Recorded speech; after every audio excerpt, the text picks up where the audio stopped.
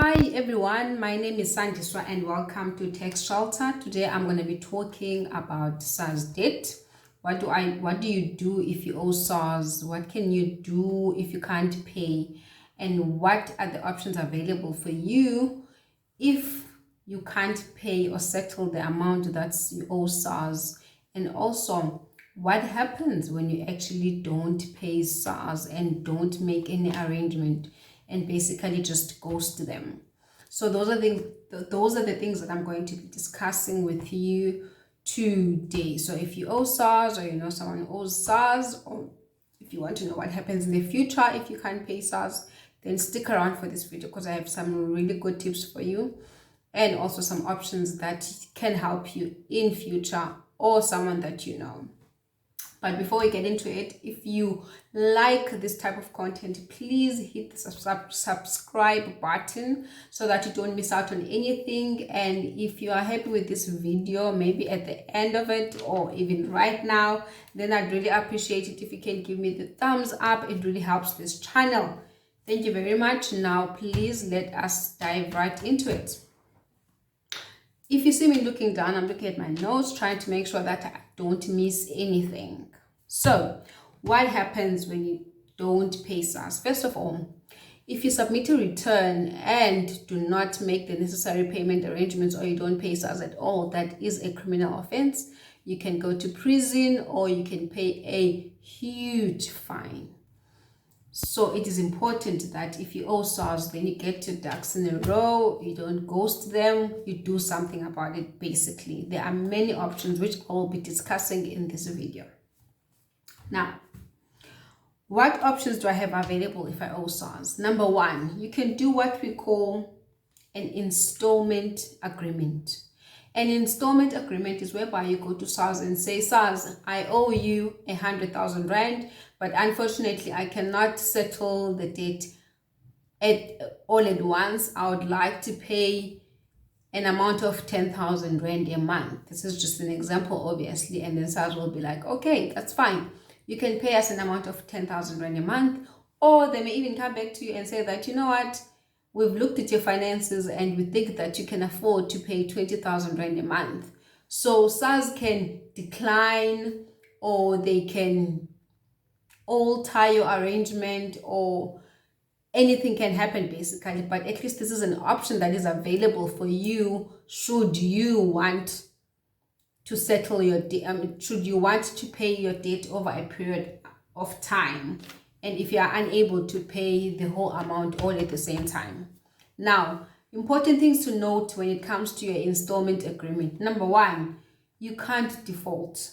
If you default for whatever reason, then SARS will demand that you settle the balance right away. Number two, SARS has a right, unfortunately, to actually accept or decline your request if they can see that you are someone that is financially fit to actually pay the balance that they owe to them. Then they might unfortunately decline your request. Three, there are different types of taxes, and with SARS, unfortunately, you can't apply for an installment agreement for all of them at the same time with just one application. If you owe VAT, you're going to have to do a VAT installment arrangement. If you owe income tax, you're going to have to do an income tax installment arrangement. You can't do one installment arrangement for all of them. Reason being that these different types of tax have different reference numbers. Okay. Another option that is available, this is now option number two. If you owe SARS, you actually have an option to pay your debt. If you're someone that can afford to pay the debt, settle the whole amount right away. This actually helps you with interest because if, unlike when you're doing an installment agreement, interest is still charged on your debt. If you settle your whole amount, then there won't be any interest. You will just be square with SARS basically. And that is an option for you. But very important, again, never ever just assume that the reference number is the same for all your taxes. Different taxes require different reference numbers. So it is important that you double check and triple check the reference number that you're supposed to use when you are paying. Because when you use the wrong reference number, unfortunately, SARS doesn't go around looking into your profile to check if that amount should have gone to a certain tax number. They just leave the amount there, and then you will wake up 3 months later, 6 months later, and then they'll be wanting their money, and would have issued penalties. And then you'll ask yourself, like, but I paid this amount. And then what you'll find is that you used the wrong reference number. And believe me, it is such a lot of admin and heartache basically to actually rectify that. So rather make sure that you use the right reference number from the beginning, because you're going to have to write letters to SARS for them to remove an amount from there and put it there. And then after that, because you would have been incurring penalties for not paying, not knowing that you paid into the wrong reference number, then you have to write to SARS again, explaining to them you actually made the payment, but then you made it used the wrong reference number.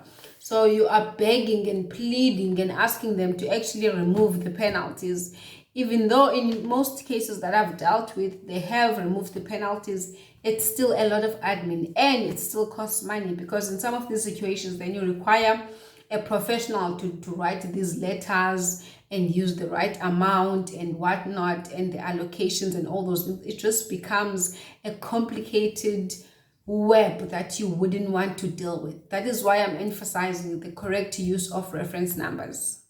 Right. The different ways that you can actually pay SARS. One, you can initiate a payment on e-filing. Nice thing about this is that you initiate a payment on e-filing. This is, by the way, when you have the right or the correct bank account on e-filing, which is also very important, by the way. Always update your bank account with SARS every time you change and all of that stuff. It really helps, especially if you have online banking. It makes things very simple for you, because you can go to your e-filing, initiate a payment, and then go to your online banking and actually authorize the payment. Simple as that. And the nice thing about this is that you don't have to deal with reference numbers and whatnot. When you initiate the payment on e-filing, it automatically gives you the correct reference number, because it gives you all the options of the taxes that you want to pay. And then you click the correct one, and then you authorize on your e-filing, and then you make your payment. Simple as that. But then you can also use EFT, which I do not recommend, by the way, because that's where the reference numbers get messed up when you're doing the EFT payment. Not recommended by me, but if you must, then just make sure that you write the correct reference number. Very important. Unfortunately, you can't make payments at the branch. They don't no longer do that now. Right. So those are the payment methods you can use. Now, I've discussed two options. One, installment agreement. Two, pay your debt clean. Third option is called a compromise agreement. Now, a compromise agreement is when you go to SARS and say that, SARS, of this 100,000 Rand debt of mine, I can only pay 10,000 Rand. Now, this is not an installment agreement. Completely different. This is now where you say to SARS, you can only pay 10,000 Rand, or you cannot pay any of it, and you're asking them to write it off. Yes, it does happen. Oh, by the way, if you're liking this content, then right now would be the best time for you to actually go click the subscribe button, or just put a nice thumbs up on this video. I'd really appreciate that. It would also help this channel be recommended to a whole lot of people. Right. Now, SARS does do compromise agreements, guys. They actually do write off debts, but then the onus is on you to prove to SARS you actually can't pay this debt. And it's very important to be upfront and transparent with your finances. So in order for them to do this, they really scrutinize your finances. And I mean, you can understand why they would do that. If they just dished out compromise agreements to everyone, then no one will pay their debt, basically. So it's very important that you are transparent, and when you do up your application, you are honest. Because if you lie on that application and SARS finds out, then you're going to be in trouble. So it does happen. SARS does write off. In all the compromise agreements that I've done, only 2 of them SARS has written off the whole debt. most of them, SARS will say that pay 25% and then we'll write off 75%, or pay 50% and then we'll write off 50%. That's how it's happened in the past. But obviously it's a long process, and SARS scrutinizes your finances. By that I mean they check who do you owe, or who owes you. Is there a way for them to actually get the money somehow? If they see that there's actually no way they can get the money, in such cases they do then give you or accept your request for a compromise agreement. How do they assess whether or not to actually give someone a compromise agreement? So what they do is, first of all, they check, do you have assets, do you not have assets, do you have people that owe you and whatnot, and all those things. And then also what they do is they check, when it costs us money to try and recover the debt. If it will cost them money to try and recover the debt, and there's a high chance that they will never recover the debt anyway, they don't want to use their resources to try and recover debt that they may never be able to recover in the first place. So that's the more or less the process, or the way that they try to assess whether or not they should give the person, or they should accept your compromise agreement. So those are the options available for you if you owe SARS money. I'm going to be discussing the consequences if you don't pay SARS. If you just ignore them, ignore their calls, ghost them, what options are available for SARS now? 1, SARS can recover the money from your bank, from your employer, from your customers, or from your debtors. This is now third parties. SARS can go get the money from your bank if they see that you have money in the bank. They can go to your customers if they have information that there are people that owe you, or they can go to your employer and get the employer to pay their money directly from your salary straight to them. SARS can do that. If you didn't know, then now you know. 2, SARS can have you blacklisted. Yes, it's a thing. It happens. It has happened to people. SARS can have you blacklisted if you don't pay them. SARS can attach or sell your assets.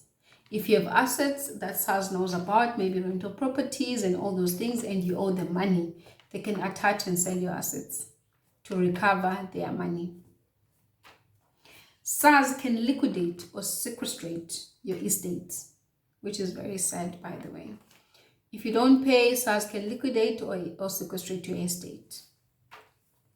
SARS can also obtain a preservation order in respect of your assets if you don't pay them. So those are the consequences for you if you don't pay SARS, or if you are just ducking and diving, ghosting them, ignoring them. So it's very important, guys, to make sure that when you owe SARS money, you reach out to them and you ask them what options are available for you, or rather, because you've watched this video, you know now what options are available for you. Then go to SARS and say that, can I do this? This is what I can do. And guys, ever since lockdown, SARS has since made sure that the installment agreement can be done on e-filing. So it's pretty simple. It's very easy. Just go in there, or you can just contact me. I'll leave my details on the description box for you if you need help, assistance, services of a professional in order to deal with your debt. Right. Thank you for watching. I will see you on my next video.